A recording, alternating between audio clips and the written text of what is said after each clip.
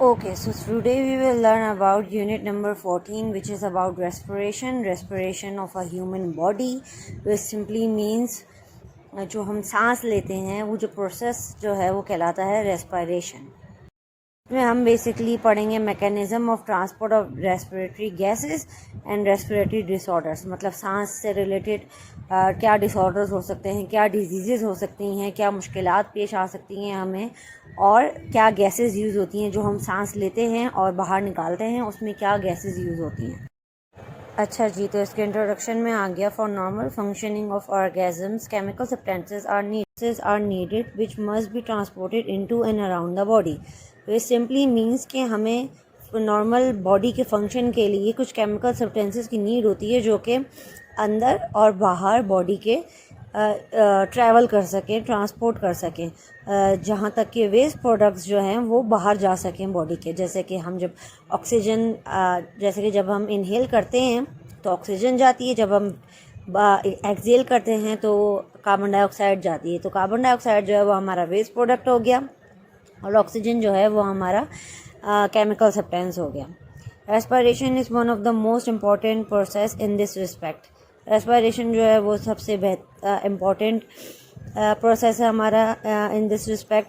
There are 2 levels of respiration, external respiration and internal respiration. तो external respiration जो है वो ऑर्गेनिज्मिक लेवल पे होती है और इंटरनल रेस्पिरेशन जो है वो सेलुलर लेवल पे होती है। External respiration also known as breathing, which I said above, which is a process of taking fresh air into the respiratory organ, then to cells, and removal of stale air from respiratory surfaces or organ. External respiration को simply अल्फाजों में हम बोलेंगे तो सांस लेना होता है वो, जिसमें हम ऑक्सीजन अंदर लेते हैं और कार्बन डाइऑक्साइड बाहर निकालते हैं अपने लंग्स के ज़रिए। Internal respiration is also known as cellular respiration.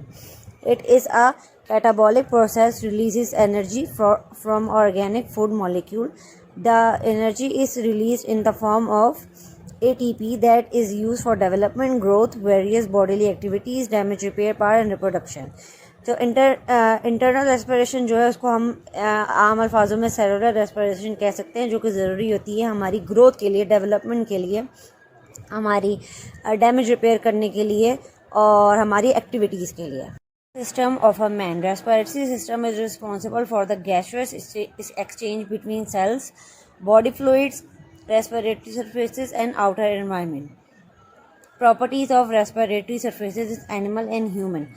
Respiratory surfaces are the areas where gaseous exchange between animal and environment occur. These surfaces in various animals are skin, tracheas, gills, and lungs. The respiratory surfaces show following characteristics for readily exchange of gases through diffusion.